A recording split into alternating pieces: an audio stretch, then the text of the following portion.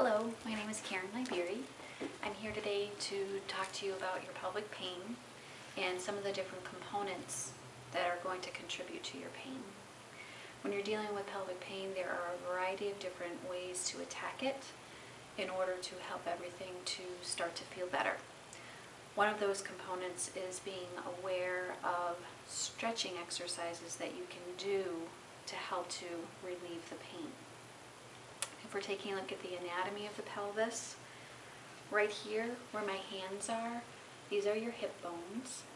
And through the front here is your pubic bone.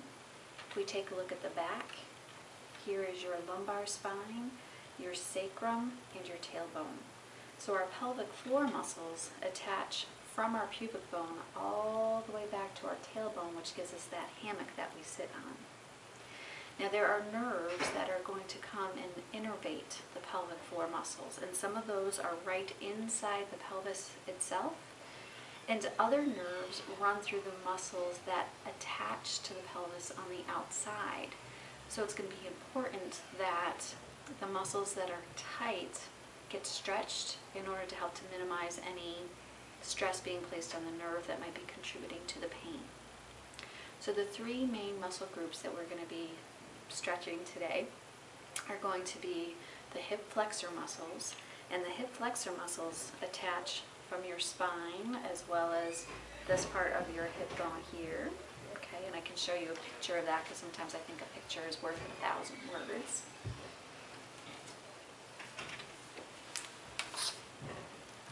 So we can take a look here and just see how the psoas muscle comes from the spine and crosses the hip, and then our iliacus does the same, and there's really important nerves that run through here that can have an impact on your pelvic pain.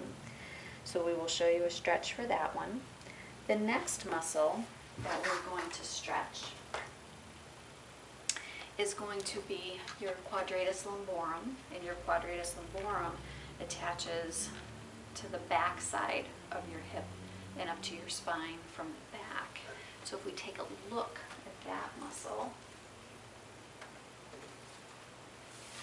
slightly smaller picture, apologize, but we can see it attaching from the back side of the pelvis all the way up towards the spine and even the rib, and I'll show you ways to stretch that as well.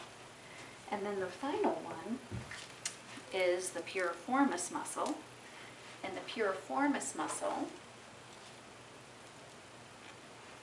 attaches from our sacrum and comes around to our hip bone. And the sciatic nerve runs right through that particular muscle. So for any of you that are familiar with sciatica, this will be a really good stretch for you to do as well.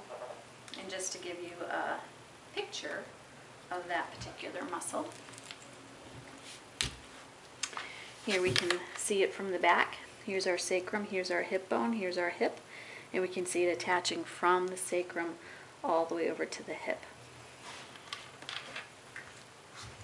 So now that you understand the anatomy and why we need to stretch the muscles, we will go ahead and do that in this next segment.